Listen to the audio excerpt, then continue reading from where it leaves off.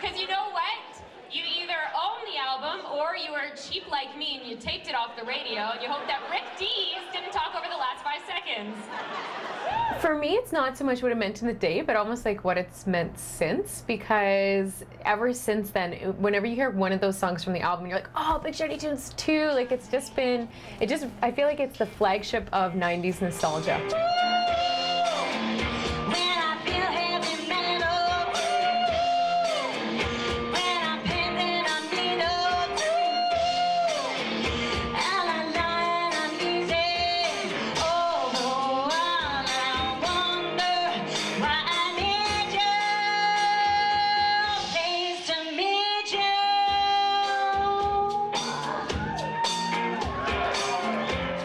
Big Shiny Tunes 2. It's hard to argue with Heather's logic. One album that defined the 1990s. If it was a hit in the 90s, it was on that album. So why should we care about Big Shiny Tunes 2 in 2012? I don't really have an answer for that, but we do. And we did. I woke up again this morning with the sun in my eyes. When Mike came over with this grip surprise. I'm off the ocean story with the twist.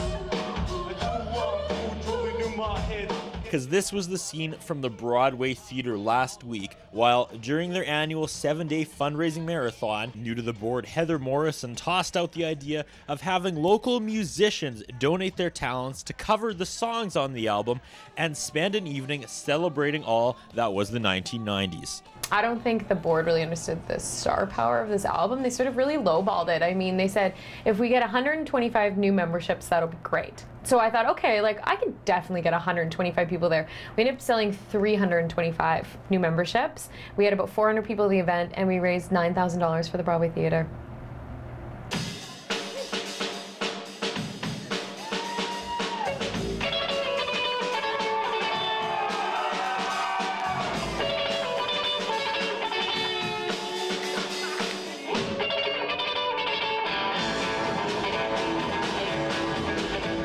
Alright, just lie to me and try to say that right there didn't make you smile.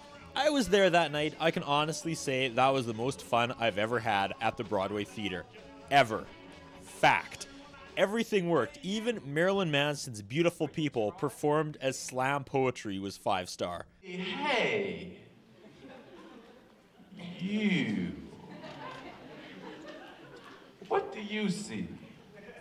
Something beautiful? Something free? Hey, you! Are you trying to be mean? When you live with apes, man, it's hard to be clean. So now with the bar set that high, everyone has just one more question for Heather. What's next? That's what what's happening next year? That's all people want to know.